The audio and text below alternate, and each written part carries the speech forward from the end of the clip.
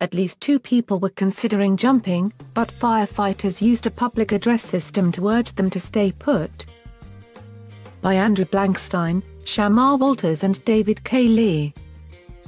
Los Angeles, firefighters extinguished a high-rise apartment blaze Wednesday after a helicopter sped some of the 11 injured residents to the hospital, authorities said. The fire at 25-story Barrington Plaza Apartments in West Los Angeles, 2 miles from UCLA, broke out just after 8:30 a.m. and was under control in 2 hours, officials said. At least 2 people were considering jumping, but firefighters used a public address system to urge them to stay put. "We let them know to stay there," Los Angeles Deputy Fire Chief Armando Hogan told reporters. "No one jumped. There are no fatalities." 11 people were injured, 6 of them suffering smoke inhalation, authorities said. 7 people were taken to hospitals, and 4 were treated and released, Fire Captain Eric Scott said, adding that the 2 most seriously injured were 30-year-old men. 2 firefighters suffered minor burn injuries, he said. 15 people, including injured residents, were rescued by helicopter from the rooftop.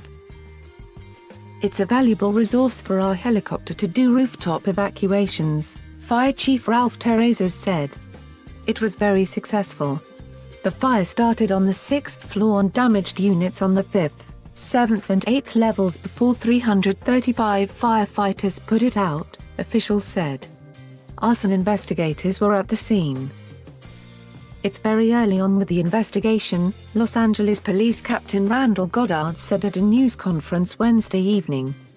"We're still trying to determine, was this fire intentionally set, or was it not intentionally set, was it an accident, and we don't have those answers yet."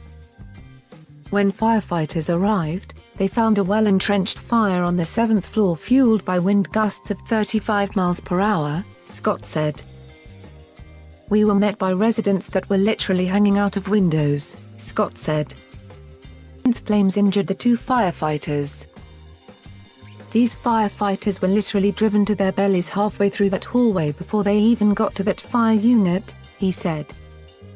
Sierra Meni, 28, who lives across the street, said she heard loud bangs before seeing flames and a man dangling out a window.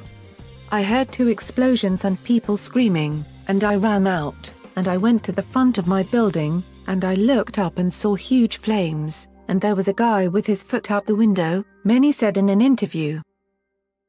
"He was just sitting on the window," Meni said. "Practically with one leg out of the window. Literally, the window next to the other window that was on fire.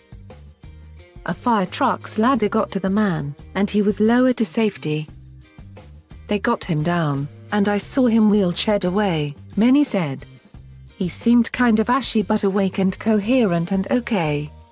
She added, "The firefighters were honestly amazing." All 339 occupants of the 240 units were evacuated, Scott said, adding that officials deemed the building unsafe for habitation but that inspectors would re-evaluate Thursday. The building, which was last inspected in June, was up to code at the time of the fire, Scott said. It was not required to have sprinklers because it was built before 1974. It is among 55 residential high-rises in the city that do not have sprinklers, he said.